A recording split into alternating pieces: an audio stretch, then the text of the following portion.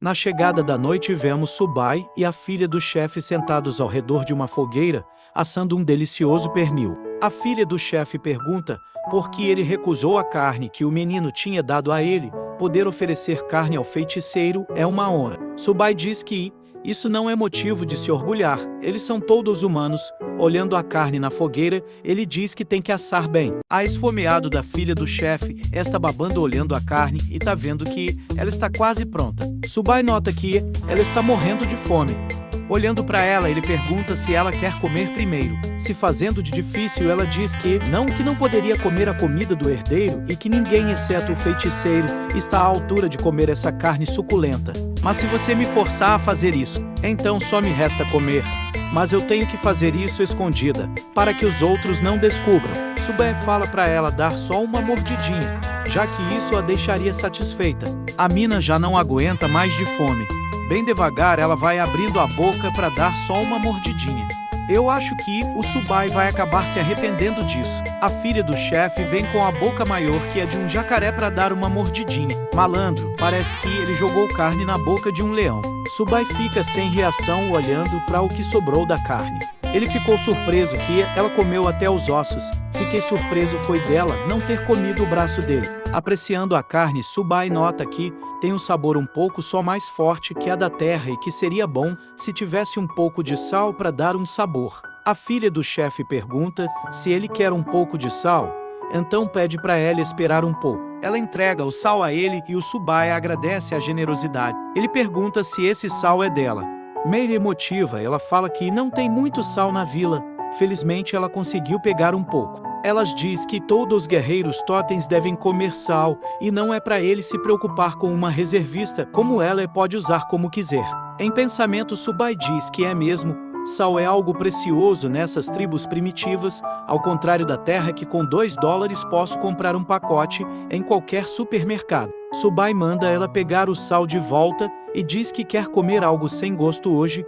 Ela pergunta se ele tem certeza. Ele fala que não há necessidade. Ela diz que, já que ele não precisa mais, ela vai aceitar de volta. Subai fala para si mesmo como ela considera um tesouro. Ele não teria coragem de usar. Falando consigo mesmo, Subai diz que essa tribo é indiscutivelmente muito pobre. Como podemos resolver esses problemas rapidamente, de acordo com a situação atual? Subai pergunta onde arrumaram sal. Ela fala que uma equipe de caçadores foi para outra tribo e conseguiu lá. A cada 15 dias, a tribo do Cervo Leopardo abre um mercado. Pessoas de tribos próximas podem comprar muitas coisas por lá, inclusive sal. Subai pergunta quantos dias faltam para abrir o mercado deles novamente. Ela responde que faltam 10 dias. Quando chegar a hora, ele quer ir lá para saber mais sobre esse mundo. O chefe da tribo fala para o Subai que o feiticeiro está procurando por ele e Subai diz que já está indo. Subai chega na tenda do feiticeiro e todos os guerreiros totens estão do lado de fora dela. O chefe segue observando os movimentos do Subai. Ele fala que fora isso, o tempo restante do feiticeiro será passado para o Subai. O guerreiro leão fala que então é isso, finalmente chegou esse dia. Todos os guerreiros totens ficam calados e tristes, sabendo que dali para frente as coisas irão mudar e ficam tristes em relembrar os bons momentos com o feiticeiro. A tia da filha do chefe chora quando lembra de quando era criança juntos dos outros na companhia do feiticeiro. Preparem-se, vamos dar as boas-vindas ao novo feiticeiro. O feiticeiro avisa ao Subai que amanhã é o dia da cerimônia de sucessão. Hoje à noite ele irá explicar tudo que Subai quiser saber da melhor forma possível. Subai pensa que, finalmente, eu estava esperando por isso. O velho pergunta se ele sabe o que é ser um feiticeiro.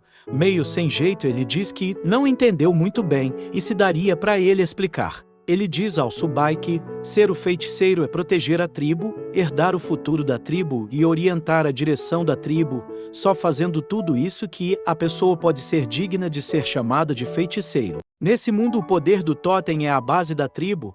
Os totens herdados em cada tribo também são diferentes. Somente o feiticeiro é capaz de controlar o poder do totem e ativar as marcas do totem nos guerreiros da sua tribo. Mestre, que tipo de existência são os guerreiros totens? O velho feiticeiro explica que os guerreiros totens são as pessoas mais fortes da tribo, além do feiticeiro. Cada um deles tem um grande potencial, porque todos têm muito sangue. No entanto, não importa quão bom fosse o seu talento, quão forte seja seu ki e seu sangue fossem, eles não são capazes de evoluir naturalmente. Se não tiver uma marca totem para guiar esse poder, você não poderá aproveitar o poder do seu sangue. Então a presença de um feiticeiro é importante para eles. Subai nota que então é isso, somente o feiticeiro pode ativar seu potencial e permitir que superem pessoas normais. O feiticeiro diz que, na verdade, todos têm o poder do ki e sangue dentro do seu corpo, desde que sejam bem treinados e orientados. Até pessoas fracas podem se tornar guerreiros totens, soldados comuns, soldados reservas e soldados totens. Seu ki e seu sangue têm uma clara diferença entre força e fraqueza. Se você acumular força de sangue suficiente, você será promovido através do ritual dos feiticeiros. Em circunstâncias normais, o soldado reserva pode lidar com a maioria das feras, podendo se tornar a retaguarda da tribo, mas isso é tudo. Afinal, fora da tribo, há muito mais feras poderosas que não podem ser incomodadas. Apenas fortes guerreiros totens podem enfrentar essas feras poderosas, mesmo sendo poucos em números. Eles são a base da tribo. O quão forte é uma tribo depende do número de guerreiros totens que ela possui. Subai percebe que, enquanto tiver um feiticeiro, eles podem treinar pessoas normais para se tornarem guerreiros totens. Em uma sociedade primitiva, as coisas podem ser bastante perigosas. Não me admira que o status do feiticeiro seja tão alto. O antigo feiticeiro fala para ele que as habilidades do feiticeiro não se limitam em apenas treinar guerreiros, mas também, por exemplo, criar um dominó de feiticeiro. Todas as formas de fazer o feiticeiro dominó estão escritas nesses pergaminhos. Você pode abrir eles quando quiser. Subai se pergunta que texto é esse, ele nunca tinha visto algo parecido. Só de olhar um pouco, ele já ficou meio tonto. Essas escrituras são de alto nível de poder. Sorrindo, o antigo feiticeiro diz que esse texto de nível de feiticeiro não é algo que ele consiga ler agora. Assim que a cerimônia de sucessão terminar, você conseguirá entender o que está escrito. Este é um dominó. Cada dominó é gravado com magia. Contanto que você use magia, você pode ativá-lo. Agora o Subai está animado. Finalmente ele poderá usar o poder mágico. Existem muitos tipos de magias, técnicas de veneno para envenenamento, técnicas de bênção e técnicas de cura para curar alguém que está ferido. As técnicas de bênção podem aumentar a força e a velocidade. Muito entusiasmado, ele pergunta em qual habilidade ele é especialista. O velho diz que é bom em curar e também pode usar umas bênçãos. Pelo menos é o que parece. Isso significa que todas as habilidades do feiticeiro não podem se tornar públicas para evitar ataques. O velho feiticeiro não se aguenta e cai na risada e pensa que garoto esperto. Embora o feiticeiro seja muito admirado, ele se torna um alvo fácil. O método de fazer o dominó do feiticeiro é os ingredientes, bem como obtê-los. Está escrito nesse pergaminho de couro. Lembre-se de manter isso em segredo. Essa é uma herança da tribo. Subai diz que vai marcar isso em seu coração. O feiticeiro começa a tossir forte e passar mal. Muito preocupado, Subai corre para socorrer o feiticeiro e fala que vai usar sua cura nele. Desesperado, Subai tenta usar seu poder de cura para salvar a vida do antigo feiticeiro. O feiticeiro diz que sua espera não foi em vão e não é para ele desperdiçar suas energias, pois eu já estou muito fraco. Desesperado, Subai se pergunta como isso é possível. A cura não é suficiente.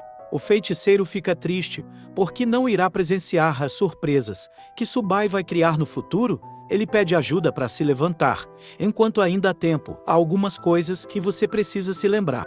O feiticeiro pergunta se ele ainda se lembra do conhecimento que ele deu e da lógica de ser um feiticeiro. Ele fala tudo isso enquanto tosse igual a um cachorro velho e os guerreiros totens observam tudo do lado de fora da tenda. Ele diz para o feiticeiro não se preocupar porque ele se lembra de tudo. O feiticeiro respira aliviado em saber disso. Então vamos logo, diz o feiticeiro agora de pé e com um jeito mais sério. Vamos começar a cerimônia de herança. Todos da vila estão reunidos no centro da tribo para acompanhar Subai e o feiticeiro nesse momento importante é crucial para a tribo. O feiticeiro pede que Subai se ajoelhe diante dele.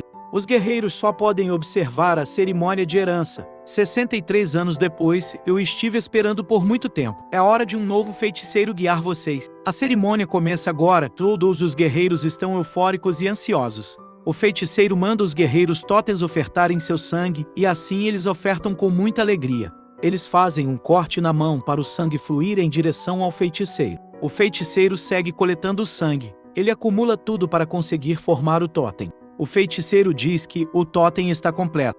Vemos o símbolo do totem em sua mão em um formato de dragão. De repente o totem vai em direção ao Subai e ele se assusta. O totem se funde ao Subai e ele sente uma enorme quantidade de energia em seu corpo. O feiticeiro concentra uma energia na ponta dos seus dedos e diz que essa é a verdadeira herança do feiticeiro. Ele diz que a verdadeira história dos feiticeiros e o segredo dos totens estão concentradas aqui. Ele põe a bola energética na testa do Subai. Subai se vê em um campo astral. Subai se vê caindo novamente, sem controle. Somos levados a um local bem árido e com carcaças de animais mortos. Alguém fala para acelerar os passos e aguentar mais alguns dias para voltarmos à terra ancestral. Outro diz que está morrendo de fome e que fazem 2 dias que ele não come nada. Vemos um garoto meio triste olhando para trás. Vemos um garoto invocando os poderes dos deuses do totem. Ele pede com todas as forças para que eles o guiem para ver o futuro da tribo. O garoto usa seus poderes para conseguir ver o futuro de todos. Vemos o feiticeiro quando era criança. Sua mãe saiu em seu socorro porque ele usou muitas poções de adivinhações. Ela pergunta se ele está ficando louco. O pessoal ao redor diz que ele fez o tabu e não será capaz de viver muito depois disso. Infelizmente, o melhor herdeiro qualificado desaparecerá. Mesmo passando muito mal ao ponto de estar sangrando e nem conseguir abrir os olhos, ele conta alegremente à sua mãe que conseguiu ver. Sua mãe diz para ele falar baixinho que esse é seu maior segredo e fala para ele não ficar à mercê das previsões, mas continue lembrando e a enterre no fundo do seu coração. Ele pergunta à sua mãe se ela acha que a tribo será bem mais forte um dia. Ela simplesmente responde a ele que não sabe. Ela também fala que não importa se ele é forte ou não, o futuro é incerto. Mas sua mãe aqui acredita que com você aqui, todos não passaram mais fome ou frio no futuro. Ele diz que fará isso. Olhando a visão que ele teve, vemos alguém semelhante ao Subai. Alguns anos depois vemos ele já crescido. Vemos ele chamando os guerreiros totens e falando que dessa vez irão fazer as coisas juntos, já que as feras foram gravemente feridas pelo feiticeiro e eles correram para lá. Um tempo depois, vemos o feiticeiro pedindo desculpas ao seu pai e se questionando por que ele ainda não apareceu e pede para que seu pai não gaste suas energias tentando curar ele. Somos levados agora a uma luta, onde o feiticeiro está meio machucado. Ouvimos alguém dando muita risada e falando que isso era o esperado do feiticeiro mais forte de toda a geração da tribo Yanlon. Lutou muito bem. O guerreiro da tribo das Cobras Negras afirma que, se ele fosse mais jovem, eles não se atreveriam a lutar contra eles. Vemos que vários guerreiros da tribo dele foram derrotados, enquanto o feiticeiro diz que ele ainda não pode cair. Tempos depois vemos pelo olhar do feiticeiro suas previsões se tornando realidade quando Subai entra em sua tenda. Ele finalmente chegou. Subai chora ao ver as visões do passado do feiticeiro e pede desculpas por ter feito ele esperar tanto. O feiticeiro fala para ele não chorar mais, a herança tribal é a mais importante. O futuro da tribo Yanlon. Eu entrego a você. Depois de passar toda a sua experiência e força, o feiticeiro acaba tendo seu último momento e cai nos braços do Subai.